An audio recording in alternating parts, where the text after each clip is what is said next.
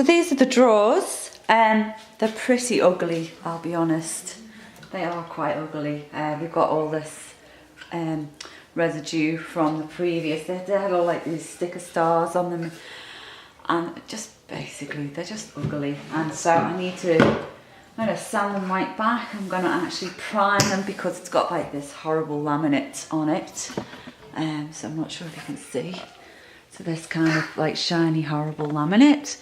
So I'm gonna be priming it, and then I'm gonna paint over it, and hopefully, whoops, a bit wobbly, and hopefully I can make it look gorgeous.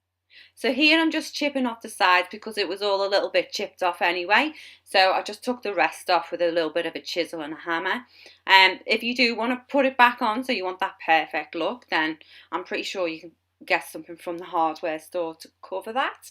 But I kind of like the little bit of a rugged look, so I just kept it off. Here I'm using 80 grit sandpaper because I want to get all that residue off, and I also want that kind of shabby chic look. So here's one that I did earlier to show you. So as you can see, I've just left that paint on there, and I just give it a sand back, and I'm going to leave it like that because I like that look. And here I'm also using the same grit sandpaper, so the 80 grit. So I'm not going crazy. I'm just going over the whole cabinet because I want to have that paint grip it. So if you give it a bit of a sand all over it, it just helps the paint to grip it a little bit better. That's it. You just do it all over. So I did the sides and the little bits in between. So I'm using the Le Essentials Botanics, which is an Australian made paint. It's got no nasties, no VOCs, no chemicals, so it's all natural. Goes on beautifully, leaves a gorgeous smooth finish. Doesn't take a lot to cover it either. So I really like this paint, and that little bottle goes a long way. I've still got quite a bit left, and I've done other things with it as well, as these drawers. So definitely a great paint to use. Here I'm just sanding the top of the laminate, because I just want to give it that surface so that the paint is enabled to grip better.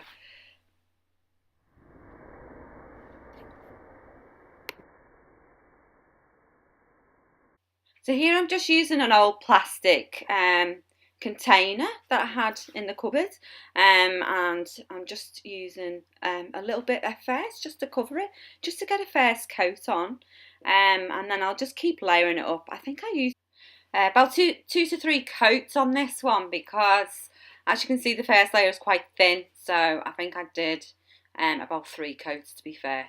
On here, so this is the transfer that I used from the Graphics Fairy. Now this is a website that you can use for royalty-free images. And so what I did is I traced the image, and then I put a lot of pencil on the back because I put it on top there, and when you press on it, it actually comes through on the other side. So you can show that, you can see that here on this clip. So I've gone over all those little bits with a sharp pencil or I think it's a black pen actually, and then as you can see, there's the image coming through on the other side. So to do it on the actual furniture, I used a black Sharpie because I want it to be permanent, and that actually stays really well.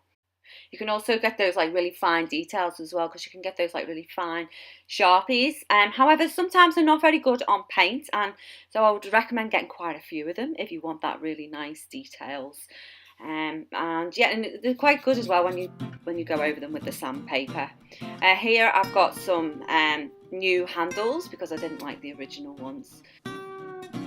Just shows you what you can do with a $5 set of drawers and how you can upcycle them.